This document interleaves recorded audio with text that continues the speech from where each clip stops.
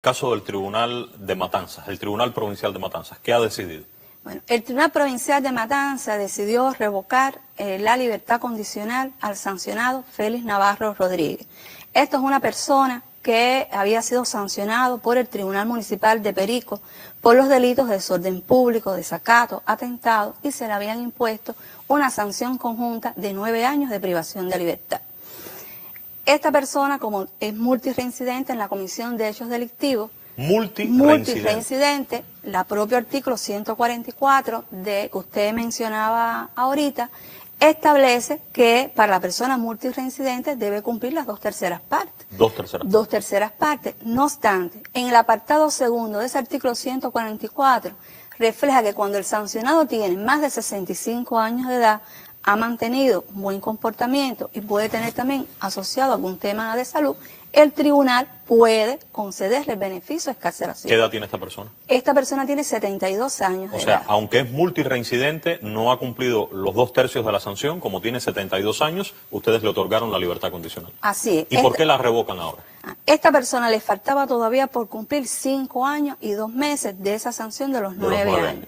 Se les revoca porque en el momento de la comparecencia que se les realizó el día 29 de enero a esta persona, de esta que referíamos anteriormente, se les dio a conocer las obligaciones como anteriormente dijimos. Entre ellas estaba que no podía salir de su municipio sin la autorización del tribunal.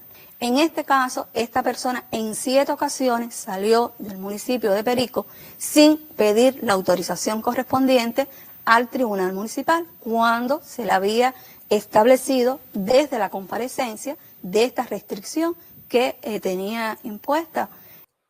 Se estaba refiriendo en este caso, después veremos con José Daniel Ferrer, pero hasta este minuto se estaban refiriendo al caso de Félix Navarro. Esta forma de manipular la realidad y básicamente venderle al mundo la idea de que hoy Félix Navarro ha sido revocado después que la Revolución Cubana ha sido magnánima con él, porque él es multireincidente y además porque tuvimos en cuenta que incluso siendo multireincidente no había cumplido los 2/3 de su sanción y decidimos por su edad ponerlo en libertad, lo cual resalta este carácter magnánimo de esa revolución, que es la misma que lo ha puesto allí en esas condiciones. A mí me parece muy mezquino, para decir lo menos, ¿no? Pero mi pregunta con relación a ti, porque yo sé que has estado al tanto y siempre insisten en estos delitos comunes, es un multireincidente acusado de desorden público, de atentado, es una persona que aunque usted lo vea así viejito, acachajoso, es un tipo violento, es como dirían mis clientes en Cuba, es multirecalcitrante, y esa es una idea que siempre resuena en el eco de todos aquellos que no tienen idea de lo que realmente está pasando. Yo le pregunto a Giovanna Silano, ¿quién es Félix Navarro y por qué está sufriendo Félix Navarro hoy prisión? Es muy buena pregunta porque voy a empezar por lo que decía la pregunta que le hiciste a Astrid como cubana. O sea, lo primero que me llega a mí cuando oigo esas declaraciones es justamente a lo que hemos estado muy habituados, ¿no? Al uso además de los medios de comunicación oficiales, que son los únicos permitidos en el país para reproducir una narrativa que estigmatiza y criminaliza cualquier tipo de oposición política. Hay que recordar, si vamos a hablar de multirreincidencia, ¿por qué hablan de multirreincidencia en el caso de Félix Navarro? Félix Navarro es uno de los liderazgos más sólidos de la oposición cubana. Hoy Félix Navarro cumplió una primera prisión política a inicios de los 90, cuando era un profesor de física, por poner un cartel contra la revolución. O sea, su primer delito, la causa penal, es justamente poner un graffiti, lo que sería un graffiti o algo así, estamos hablando para un público más latinoamericano, en contra de la revolución. Esa primera condena la sufrió cuando su hija tenía apenas 6 años, es parte de su hija también presa de conciencia, Zailina Barro. Félix Navarro es también parte de las 75 personas juzgadas en 2023 en la causa de los 75 durante la llamada Primavera Negra, justamente por su vínculo con la oposición política, por su liderazgo como coordinador del Partido por la Democracia, pero Luis Boitel, también reconozcamos también en nombre o en reconocimiento a otro preso por razones políticas que sufrió años de encarcelamiento en Cuba. Entonces, Félix, su esposa, es fundadora del movimiento Damas de Blanco, Sonia Álvarez Campillo. Entonces, esa reincidencia de Félix, cuando dicen reincidencia, estamos hablando de 2 delitos marcadamente políticos. O sea, las 2 veces anteriores que Félix estuvo en la cárcel, estuvo por delitos políticos. Félix, hay que recordar que cuando se hicieron también las negociaciones entre el Vaticano y el gobierno de España para la excarcelación del grupo de los 75, Félix junto a José Daniel y otros pocos presos de la Primavera Negra, que fueron nombrados presos de conciencia en ese momento por Amnistía Internacional, decidieron no abandonar el país. Recordemos que parte de esa negociación era la salida forzosa del país de estas personas. Los 75 casi todos eran activistas políticos, a diferencia de lo que pasó con los presos del 11 de julio, por ejemplo, que había personas que efectivamente están cumpliendo una prisión por razones políticas, pero que no traían un activismo, una posición política. El caso de los 75 eran escritores, periodistas independientes, activistas políticos, opositores, miembros de grupos organizados. Ambos tienen también una relación muy cercana con el movimiento de Payá, con el movimiento cristiano de liberación, con el proyecto Varela, o sea, son parte de una generación que vivió un activismo político y una oposición política. Llevan 30 años haciendo oposición política en Cuba. Eso se dice fácil, pero no es nada fácil. En Perico, además. En un municipio sin protección mediática, sin protección social, absolutamente ninguna. Entonces, ese es Félix Navarro, o sea, un líder opositor muy respetado además en su barrio. Si reconocemos su última condena, por ejemplo, yo recuerdo que revisamos junto con Astrid y junto con parte del equipo de Amnistía y junto con materiales que tenía el toque, materiales audiovisuales, materiales del proyecto Inventario, que se recuerda fue un proyecto independiente cubano que mapeó las protestas. Pudimos ver su liderazgo, por ejemplo, el 11 de julio, cuando efectivamente llega al parque a tratar de calmar los ánimos y establecer una negociación desde su rol como interlocutor político, y el reconocimiento de las personas que lo cuidan, lo protegen, lo cercan en ese momento. Su tercera detención, y es por la cual está hoy preso, justamente se da después de los hechos del 11 de julio, el día 12 de julio, cuando él se presenta directamente en las instalaciones de la policía del municipio para preguntar por las personas detenidas. Él con su hija por las personas detenidas el 11 de julio por manifestarse pacíficamente.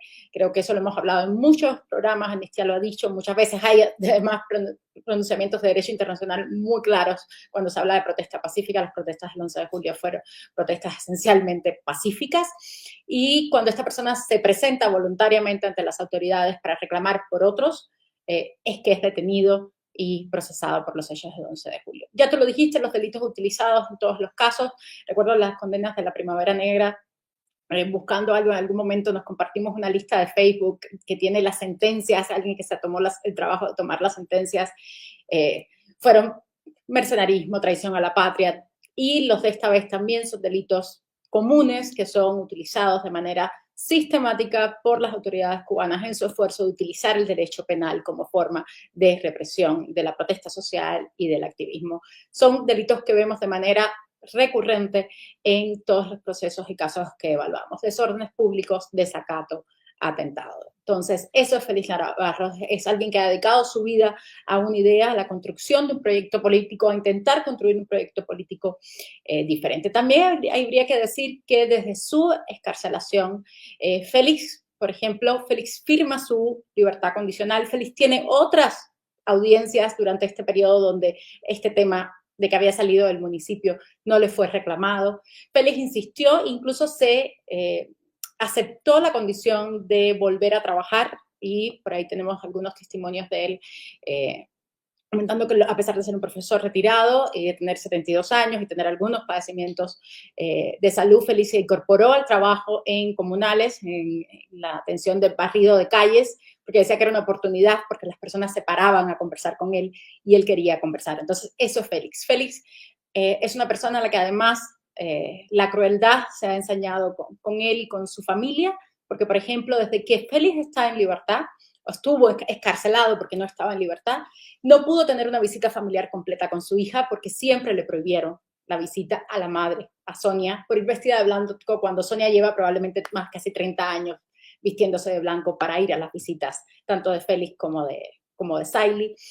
Es alguien además que ha sido detenido en estas últimas semanas en varias ocasiones por asistir a misa, porque querer asistir a misa. Él ha sido católico durante toda su vida, es algo que no ha ocultado, igual que su esposa.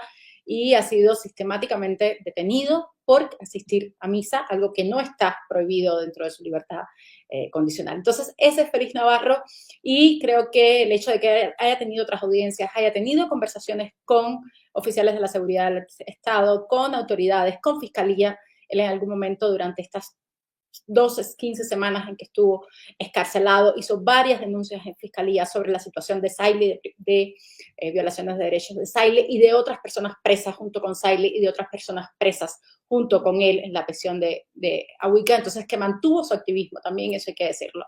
Félix hoy está en la cárcel porque Félix mantuvo su activismo, mantuvo su denuncia durante estas semanas. Eso sí, lo mantuvo y lo mantuvo abiertamente. Y efectivamente desde hace algunas semanas había dicho que mientras siguiera esta permanente acoso, hostigamiento, amenazas sobre su persona, él se iba a mantener firme tratando de salir a la iglesia, por ejemplo, tratando de ir a la iglesia siempre que pudiera. Entonces ese es Félix Navarro, ¿no?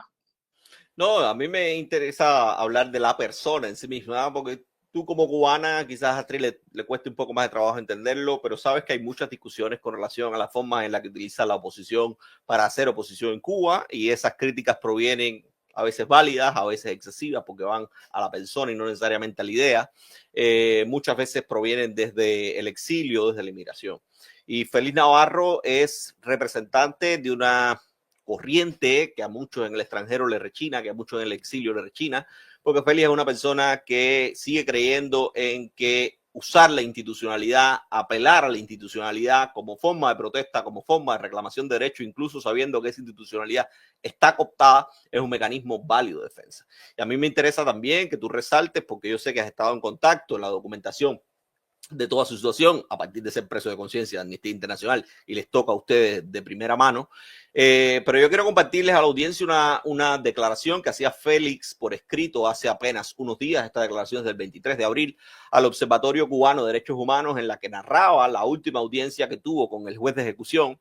Y la traigo a colación también porque sirve para desmontar la retórica del oficialismo, que, como hemos dicho, la justificación principal en el caso de Félix Navarro es que Félix Navarro salió 7 veces del municipio Perico sin contar con el juez de ejecución. Y lo que está diciendo Félix, como narra su última entrevista con su juez de ejecución, es que lo que se le estaba exigiendo era que regresara a trabajar. Y básicamente Félix no se estaba negando a regresar a trabajar. Félix se estaba negando a regresar a trabajar en tanto no tuviese garantías de que no fuese a ser revocado, como efectivamente ocurrió, y se le permitiera acceder a sus derechos, al ejercicio de sus derechos religiosos, y es acudir a misa. Hay que recordar que Félix, conjuntamente con Berta Soler, domingo tras domingo, en los últimos tiempos había sido detenido también con muchísima frecuencia, y se le había impedido llegar a disfrutar de los servicios religiosos que, como católico, como una persona de fe, quería disfrutar. Santiago de Cuba. Bueno, en el caso del Tribunal Provincial de Santiago de Cuba se corresponde al sancionado José Daniel Ferrer García. Esta es una persona que cumplía 4 años y 6 meses de privación de libertad impuesta por el Tribunal Municipal de Santiago de Cuba por los delitos de privación ilegal de libertad. Es decir, él les restringió de la libertad de manera ilícita a otra persona por varias horas, y además cometió un delito de lesiones. Lesiones y privación ilegal de libertad a otra persona. A otra persona. Por eso es que se le hace una sanción conjunta de 4 años y 6 meses. En el caso de él, esa sanción originalmente impuesta no era de privación de libertad. No. Era una sanción de las que hoy se conocen como subsidiarias, es decir, en el Código Penal anterior, que se cumple en su seno familiar y en el seno también en sus vínculos sociales, en su comunidad. ¿Por qué esta persona estaba entonces en un establecimiento penitenciario si esa no era la sanción? Porque cuando igualmente se les realizó su comparecencia, se le hicieron saber cuáles eran las obligaciones que debía cumplir por el tipo de sanción que se le había impuesto, tampoco las cumplió. No las cumplió. No las cumplió. Al no cumplir, igualmente, el Tribunal Municipal, el juez de ejecución que tenía bajo su mandamiento el control, el seguimiento de esta persona, se lo informó a la sala provincial solicitándole la revocación por el cumplimiento de esas obligaciones que él tenía. Por eso es que se ingresa al establecimiento penitenciario. No Después obstante, se le otorga la libertad condicional a partir de esta decisión de 553 personas. Sí, ¿En qué fecha se le otorga la libertad condicional? Sí, el 16 de enero se le otorga a él la libertad condicional por el Tribunal Supremo. O sea, ya había cumplido los requisitos que establece la ley y se le concedió. En la propia resolución que se le notificó esa decisión de ponerlo en libertad bajo la sujeción del periodo de prueba por libertad condicional, se le hizo saber en la propia resolución que el día 28 de enero debía comparecer ante el juez de ejecución de su lugar de residencia, en este caso el Tribunal Municipal de Santiago de Cuba. No asistió el día 28 y fue nuevamente citado para el día 7 de febrero. Llamamiento al que tampoco compareció, y la propia ley en su artículo 162 establece que la persona que está sujeta a un beneficio de excarcelación anticipada, bueno, el precepto establece otras situaciones, pero en el caso específico de lo que estamos hablando, si no comparece ante el juez de ejecución para esa comparecencia inicial, entonces se le hace una segunda a los efectos de conocer un requerimiento de por qué no pudo asistir o no asistió a ese primer llamado del tribunal. Y a mí me llama la atención cómo en el caso de José Daniel mienten todavía mucho más descaradamente que en el caso de Félix Navarro. En el caso de José Daniel evitan sobre todo en todo momento reconocer que José Daniel Ferrer hoy se encontraba en prisión hasta enero del 2025 porque había sido detenido el 11 de julio del 2021 cuando intentaba acceder a las protestas populares de Santiago de Cuba. La causa que hoy está cumpliendo, que hoy está extinguiendo José Daniel Ferrer es del año 2020. Y ellos mismos oficialmente están reconociendo que fue una causa a la que José Daniel no se le sancionó a prisión. Se le puso una limitación de libertad, algo, no recuerdo si fue una sanción de trabajo correccional con internamiento o una limitación de libertad, creo que fue una limitación de libertad en toda regla, y era una sanción que evidentemente la propia Maricela Sosa, la vicepresidenta del Tribunal Supremo Popular, reconoció que podía cumplir en el seno de su familia, en su casa, sin necesidad de nada. Y es una sanción que empezó a extinguir teóricamente en el año 2020, es una sanción que en julio del 2021 teóricamente debía tener un año ya extinguido o algo más de un año extinguido, y José Daniel no incumplió o hasta julio del 2021 en ningún lugar de la propaganda cubana, en ningún lugar de la institucionalidad judicial cubana. Usted puede encontrar ninguna referencia a que José Daniel Ferrer haya incumplido las condiciones de su sanción.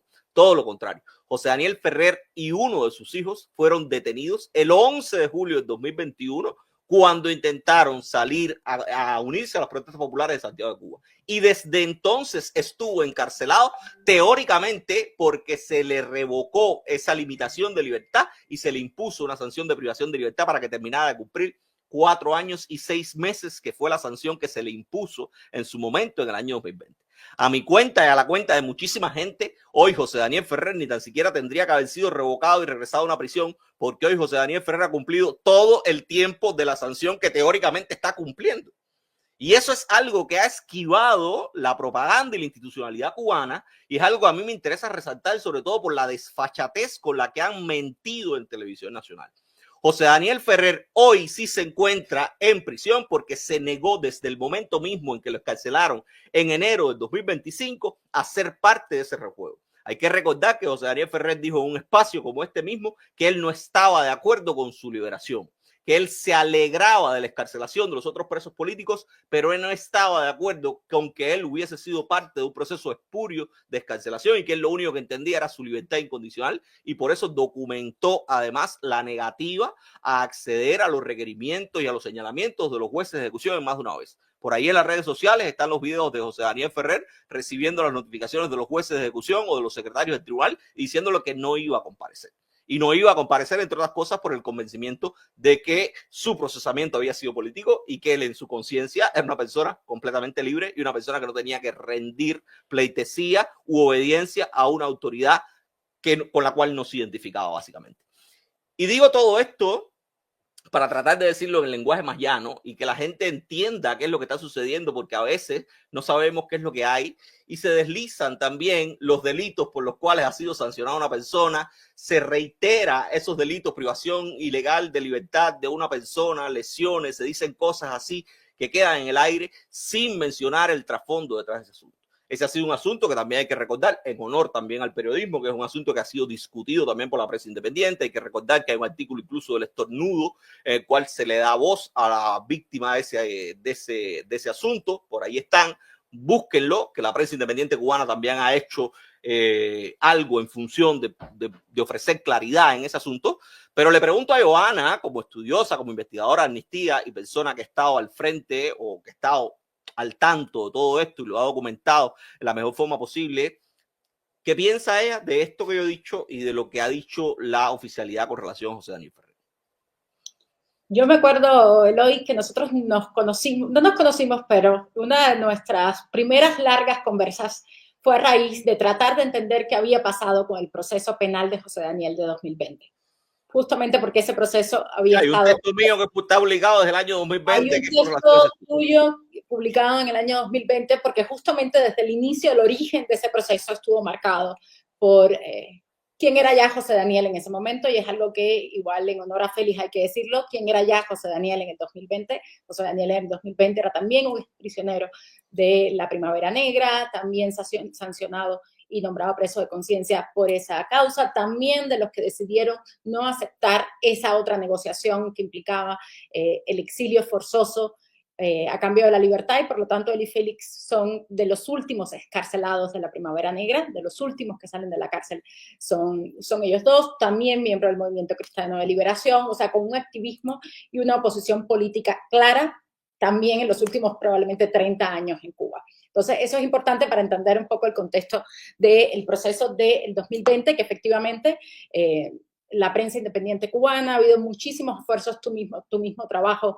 de clarificar y entender qué pasó en ese momento, pero creo que casi todos los esfuerzos han coincidido de que más allá de los hechos había y ha habido en el caso de José Daniel siempre una marcada intencionalidad política en todo lo que se refiere a él, al uso de su persona, a la estigmatización, la denigración, la intención de minar su liderazgo, su personalidad, su capacidad. Ha estado también visible en la forma en que se expusieron en el 2020 públicamente videos, su caso probablemente después de un proceso de tortura, que vimos su caso expuesto en la televisión cubana como una muestra de que él era el que estaba respetando a las autoridades y que él estaba mintiendo. Entonces, eso creo que... El famoso video del cabezazo en la mesa.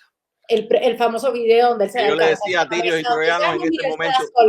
No, es que yo le decía a Tirios y Troyanos en ese momento, enfréntense un interrogatorio de 24 horas en un cuarto con aire acondicionado, sin un abogado, sin garantías de ningún tipo, a ver cuál es su reacción más allá de si sea verídico o no un video como ese. Una reacción como esa la he visto yo en miles de oportunidades a lo largo de toda mi carrera profesional en Cuba. Entre otras cosas es porque nadie sabe los efectos de un proceso de tortura psicológica que implica un interrogatorio sin garantías, un interrogatorio de ese tipo. Y ahí están los testimonios de un montón de presos políticos que hablan de qué es lo que se sufre en un proceso de ese tipo. Entonces, eso creo que más allá de esta intencionalidad, de hechos y delitos que se puedan utilizar en cada uno de los casos, creo que en el caso de José Daniel, desde esa propia exhibición en medios de televisión, marcaba que había una intención política de procesamiento. Recordamos el momento también, en un momento donde la organización coordinada por José Daniel Unpacu tenía una presencia importante, había logrado un liderazgo dentro de la oposición política, una membresía activa, un activismo de calle y un activismo humanitario, que creo que es algo que siempre le han reclamado a José Daniel, que también es importante, este tema de la asistencia social a los más necesitados. Entonces tienes por un lado un proceso ese de 2020 que estuvo marcado de irregularidades, pero sobre todo que efectivamente termina con una sanción de limitación de libertad y con José Daniel en su casa, en el seno de su familia, pudiendo hacer sus actividades. Todavía creo que coincidimos con José Daniel en buena parte de inicios de 2021 en un proceso de formación con varios activistas, pero la detención de José Daniel, el nombramiento de José Daniel, de este último que estamos hablando como preso de conciencia, viene justamente por su intención de sumarse a las protestas del 11 de julio, por su intención con su hijo que se graba, que además está la grabación, de decir, vamos a salir caminando al parque más cercano a sumarnos a las manifestaciones. Entonces, eso es muy importante. Y todas las irregularidades a partir de esa detención tampoco podemos olvidarlas. O sea, en el momento en que José Daniel es detenido en 2021, tiene ya supuestamente un tiempo de sanción cumplido, que hoy en el documento de declaración, porque no hemos podido ver los autos de revocación de sanción en estos momentos, pero en el documento que circularon las autoridades cubanas reconocen que hay un primer periodo de esa sanción que se cumplió. Y que por lo tanto, además, si sumas las características de la sanción de Cuba en los tiempos, está cumplido prácticamente desde hace un año. Desde más de 6 meses que José Daniel debió haber extinguido esa sanción y salir de la cárcel. Y no tenemos claro en este momento por qué eso no sucedió. En algún momento se comentó que cuando le revocaron esa sanción de limitación de libertad, le dijeron, cosa que hemos documentado para otros presos de conciencia, que ese tiempo no se lo iban a contar. Y que por lo tanto él tendría que volver a empezar a contar desde cero su sanción. Cosa que no está amparado ni siquiera la ficción legal de Cuba. Es algo que se saca debajo de la manga el juez de ejecución en ese momento, pero que tampoco está amparado en la legislación cubana. Y otra cosa que también es importante en el caso de José Daniel, además de esto de la sanción que no se sabe que efectivamente qué temporalidad, es que José Daniel se niega a firmar su libertad condicional. En el caso de José Daniel, a diferencia, por ejemplo, de Félix, él expresa su decisión de no firmar la libertad condicional. Y aún sin firmarla, las autoridades lo sacan prácticamente de prisión. No, yo recuerdo en este espacio que me dijo, a mí tuvieron que sacarme arrastrado. Mis libros, mis lentes, me sacaron y me dijeron, pues sales. Entonces eso también es importante a la hora de entender el posicionamiento de José Daniel. Y las irregularidades que denunciamos, así lo mencionaba al inicio, que denunciamos en un comunicado de prensa sobre las excarcelaciones y qué nos preocupaba de este proceso de excarcelaciones, porque efectivamente sabíamos que había una falta total de reconocimiento del gobierno, una falta total de garantías de justicia y reparación para las personas excarceladas y sobre todo insistimos siempre en todas las comunicaciones posteriores que estas personas excarceladas, no solamente Félix y José Daniel, todas las excarceladas bajo este sistema estaban en riesgo de volver a prisión si continuaban con su activismo. Entonces yo recalcaría de esto el montón de irregularidades que hay alrededor del proceso de José Daniel. Y algo que ha pasado y que documentamos efectivamente y que me gustaría cerrar con esto, es que de ese tiempo de 2021 a enero de 2025 que José Daniel estuvo en prisión, José Daniel estuvo más de 3 años en incomunicación, privado de todos los derechos, derecho a visita, llamadas telefónicas, poder ver crecer a su hijo. En varios momentos hubo una movilización de la comunidad internacional gigantesca para lograr tener una prueba de que José Daniel estuviera vivo o estuviera visible para alguien. Recuerdo que una de las pocas personas que pudo verlo fue una autoridad eclesial en septiembre del año pasado, porque llevaba más de un año su familia sin poder ver a José Daniel. Entonces, las condiciones de tratos crueles, inhumanos, tortura a las que fue sometido José Daniel los últimos 3 años tampoco pueden quedar bajo la mesa.